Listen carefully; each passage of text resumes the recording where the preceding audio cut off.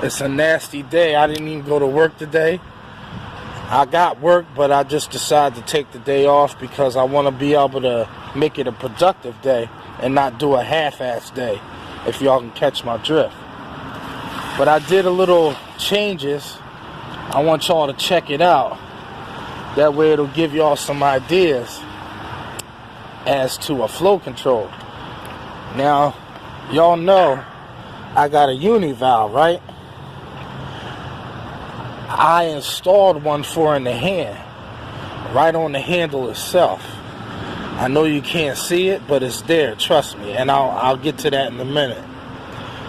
The uni valve was originally, I bought it for on the pole, but I've been using my wagtail in one hand and then holding the cord right by the uni valve and just pulling with my fingers to get water.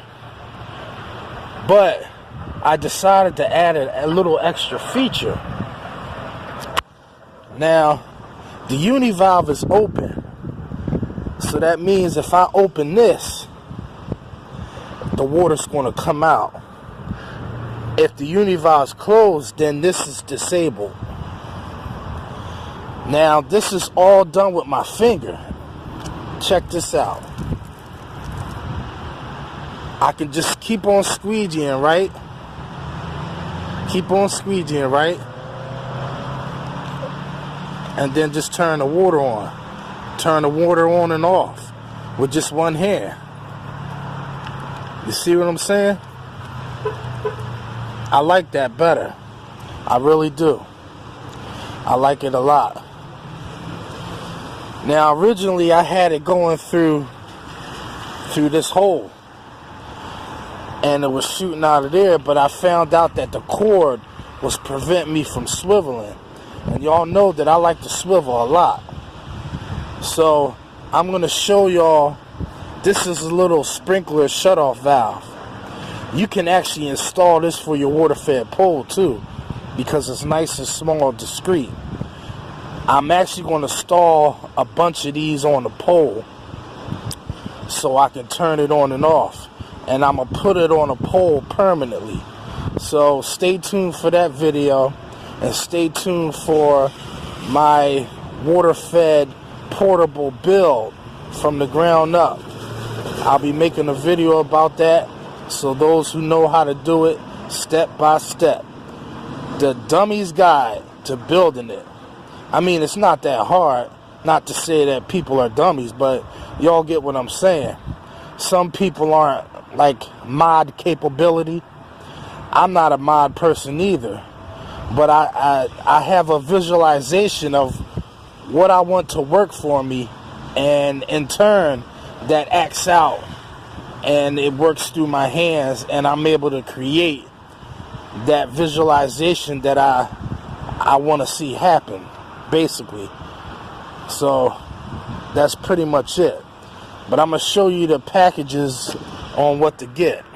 Alright, here we go. Alright, this is what we have. You see? It's a 1/4 inch for a 1/4 inline. They don't have any bigger.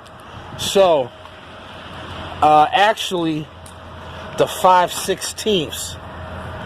I know some people are asking about that. How does it work? Well, it fits right on there.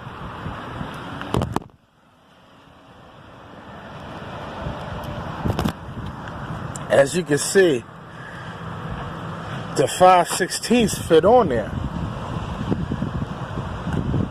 I don't know how or why, but if yours doesn't fit, then you'll have to get one of those clamps to make sure it's secure so it doesn't pull off. But these are on here pretty good. I have 2 different size tubes, but I have the same connectors, and they work for both. This is a real tight fit. Not that tight, but this is a tight fit too. But you don't have to use these T-bars. You can get the bigger ones. I have an assortment that I got of white. I'll show y'all in the other video when I do that build that I was telling y'all about. But overall, I'm pretty satisfied.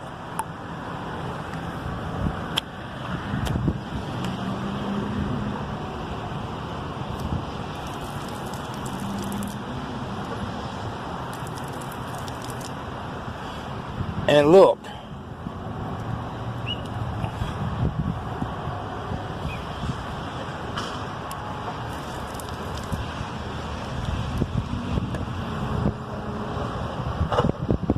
well, it dribbles, but not that much. But if you install a nozzle on here, it won't dribble at all.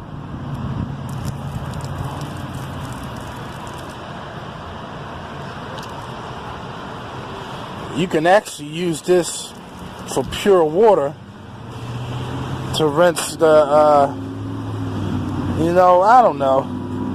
Y'all can do a lot with this build. Y'all can get creative. But there you have it. Mac-a-Frack-a, peace, peace, peace.